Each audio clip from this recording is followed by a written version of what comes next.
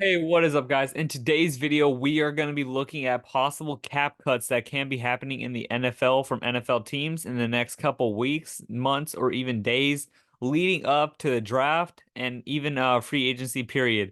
So these players are players that are on their current team that are on big contracts right now, and the team cutting them, they're going to be saving a lot of money to be able to be in free agency for this upcoming free agency like period. It's a big free agency class. There's a lot of running backs. There's a lot of good receivers. There's a lot of good positional players and even linemen here. So let's get right into it and see what players are possible cap cut casualties is what they're pretty much called. So yeah, we're gonna look right into it and see what players can possibly be cut. The first one is saying, Nick Chubb. That just doesn't really seem like that's a possibility because just because he had that season-ending knee injury, they're not just going to get rid of him just because, this cap cut of like 15 million right here. Or, it's just not smart to do. Nick Chubb is a generational type running back. And just because he has an injury like that doesn't mean he's going to get cut. He's not on a super insanely big contract. And it's not like he's a running back, like average running back that's on that contract. If the average running back was on the contract that he has right now, right here, of the cap hit right here, then yeah, he would possibly be cut. But since it's Nick Chubb and he's one of the top premier running backs in the league, then no, he is not going to get cut. But that is not the same for Joey Bosa or Khalil Mack. I don't think Khalil Mack is going to be on the team next year. I think they might trade him for positional pieces in the draft. And then possibly Nick Bosa can get traded or even cut to save cap space. One thing I am seeing is that they trade him to the Bears for picks and then they take some of his contract or whatever. But I think the Chargers need to get younger on that pass rush because yes, Joey Bosa is good, but as you can see, these cap hits right here are absolutely crazy. The total of them combined is $75.1 million. That's just absolutely wild. And while Mac did post a career high 17 sacks in 2023, yeah, like they said, he's about to turn 33. That usually doesn't stay maintained for that long, for a long period of time. He is on a heavy, heavy contract here. And I think that they should cut Mac and then trade Joey Bosa or do one of the same because they need to get younger on that pass rush and save money for cap space if they want to keep like Mike Williams and all those other players, or possibly even get a new running back like Josh Jacobs. Like I said, what they should do with Keenan Allen and Mike Williams, they should trade Mike Williams and restructure Keenan Allen's contract.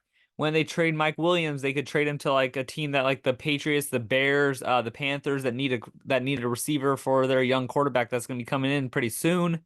And then Keenan Allen, he wants to stay a Charger, I bet, so they could restructure his contract, and then get some like new pieces in there, like Josh Jacobs, Saquon Barkley, Joe Mixon, possibly he's a possible cap cut, and then or maybe some pass rush help that will be coming in the draft. They could possibly do that, or even Brock Bowers. If they can get Brock Bowers at 5, I think this pick they have is 5 or something like that, then that would be amazing for the Chargers is to get Brock Bowers.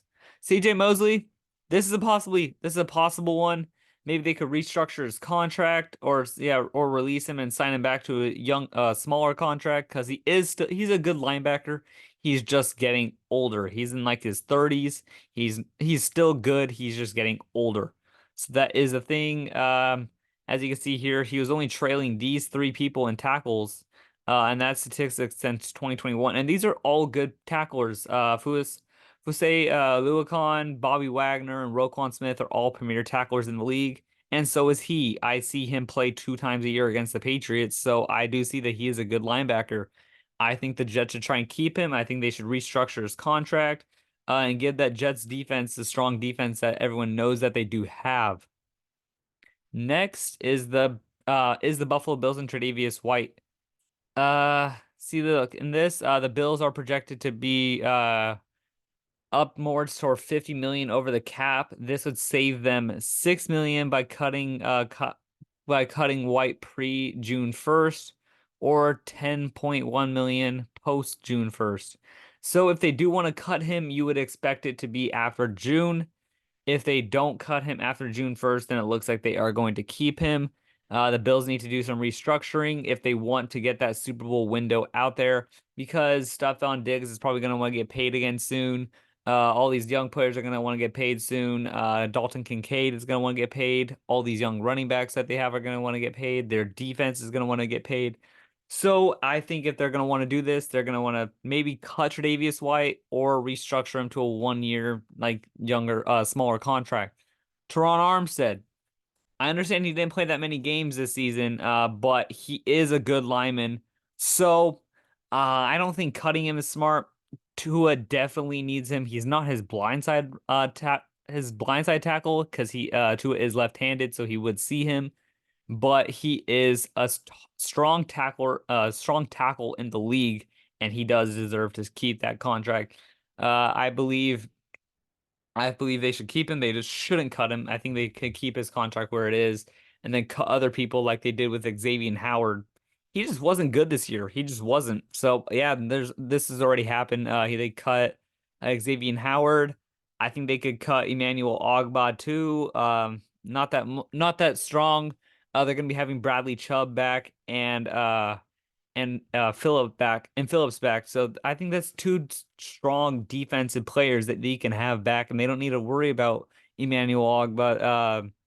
And this would free up 13 million for a player that doesn't really do too much. Yeah, not back-to-back 9 sack seasons, but I think you could always find young talent that can do that somewhere else. And yeah, it's just pretty easy. And then next is the Broncos with Cortland Sutton and Tim Patrick. I think they cut Tim Patrick because he just hasn't played over the past couple seasons with back-to-back injuries. And then Cortland Sutton, I think they should keep him on the contract he has because he's been doing great. I think he's going to be, if they do keep Russell Wilson, then they're going to want to keep Cortland Sutton. If they don't keep Cortland Sutton, then they're going to just wipe the whole roster. I think they're going to start fresh and try and fix the problems that they had with trading multiple first round picks for Sean Payton and Russell Wilson. That is going to be hard to do just because how much they had to give up. But yeah, it's kind of hard. DJ Jones for the I'm gonna do the ones that are really important here. DJ Jones not that much of an important player. Yes, they would save nearly about 10 space and cap that would release. This one right here though. If the Patriots release JC Jackson after what is it? This is actually really old right here. I just saw that if the Patriots release JC Jackson pretty soon, they would have around 90 to 100 million in cap space. That is the most we've have seen in the past couple of years, and I think the Patriots are going to use all of it because they're going to either draft a young quarterback in the first round or get Marvin Harrison at 3. If they don't get Marvin Harrison at 3, they're going to trade back, get multiple first round picks, get a quarterback, and build that young roster. But I think cutting JC Jackson would do good because 15 million would be perfect and getting a lot of cap space. Marquez Valdes-Scantling, I think they should keep him. He did win this. He did get the Super Bowl catch. 21 catches for 315 and 1 touchdown. That was because he came like halfway through the year, so that's a little bit cut half stats right there. So he'd probably about have around 700 yards and probably a couple more touchdowns if he was on the team for longer. So I think they should keep him. Tyus Bowser, uh, I think they should keep him just because they need to keep that defensive roster that they have for the Ravens. I'm just gonna do it really fast here. Cut Hunter Renfrow. Hasn't done anything this year. Not that good anymore. No third and Renfrow like the Raiders fans like to say. It's pretty much third and disappear for Renfrow now. He didn't do anything. I never saw any stats of him. I never saw any like highlight plays that you used to see of him. He's just gone. I never knew CJ Uzama still was in the NFL. I completely forgot about him. They could cut him. He's not going to do anything. Um, yeah, with 2 unproductive seasons with the Jets, with 11.2 million cap space on the horizon. Yeah, not good. I think they should cut Deontay Hardy, but keep Nyheim Hines. He has actually done pretty good. James Cook would be good. I don't know what they're gonna do with Damian Harris. He was on IR. I think they're gonna keep him and have him as a second or third running back. But yeah, keep Nyheim Hines. He's done good. Justin Reed, it's going to be kind of hard. I think he's going to walk in free agency. I think he's going to get a big contract somewhere else because these two people are ahead of him, L'Jarius Sneed and Chris Jones. So they're going to go for signing those players first before,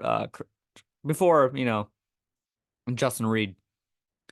Next, I'm gonna go through the players that are important, like Justin Simmons. They should, I think they should keep him, get him on a good contract here, a long-term contract. He's a good safety in the league, so I think they should really keep him and and find a good contract, a multi-year contract here. Steelers should release these two people right here. They're old. They're just not doing anything anymore. They're not really strong. Eric Kendricks can't get cut. I think that would be a good option there.